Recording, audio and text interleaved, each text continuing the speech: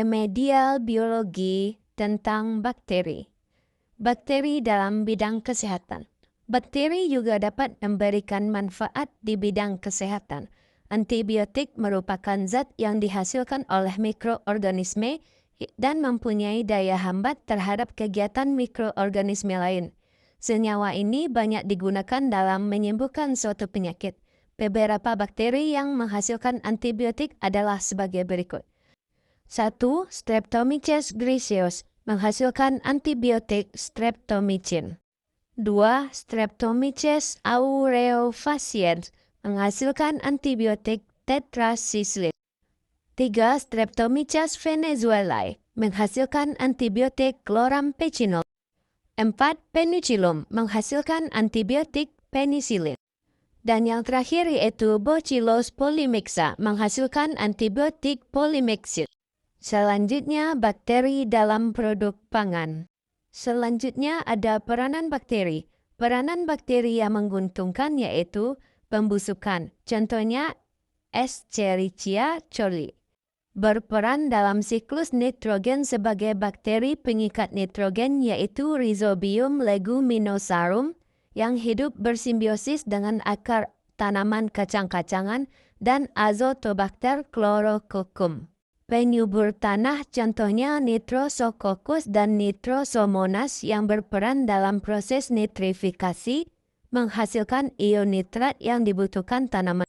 Pembuatan zat kimia misalnya aseton dan butanol oleh Clostridium acetobutylicum berperan dalam proses pembusukan sampah dan kotoran hewan sehingga menghasilkan energi alternatif metana berupa biogas, contohnya Methanobacterium. Penelitian rekayasa genetika dalam berbagai bidang. Sebagai contoh, dalam bidang kedokteran dihasilkan obat-obatan dan produk kimia bermanfaat yang disintesis oleh bakteri, misalnya enzim, vitamin, dan hormon. Selanjutnya, sel bakteri. Ada beberapa bakteri yang berperan dalam nama produk atau makanan seperti yang bisa kita lihat pada tabel yang tertera pada video. Selanjutnya, reproduksi bakteri. 1. Transformasi adalah pemindahan sedikit materi genetik, bahkan satu gen saja, dari satu sel bakteri ke sel bakteri lainnya. 2. Transduksi adalah pemindahan materi genetik satu sel bakteri ke sel bakteri lainnya dengan perantaraan organisme yang lain yaitu bakteriofage atau virus bakteri. Yang ketiga, konjugasi adalah pemindahan materi genetik berupa plasmid secara langsung melalui kontak sel dengan membentuk struktur seperti jembatan di antara dua sel bakteri yang berdekatan. Umumnya terjadi pada bakteri gram negatif. Selanjutnya, ciri-ciri bakteri. 1. Makhluk hidup prenik, mikroorganisme. 2. Uniseluler. 3. Prokariotik. 4.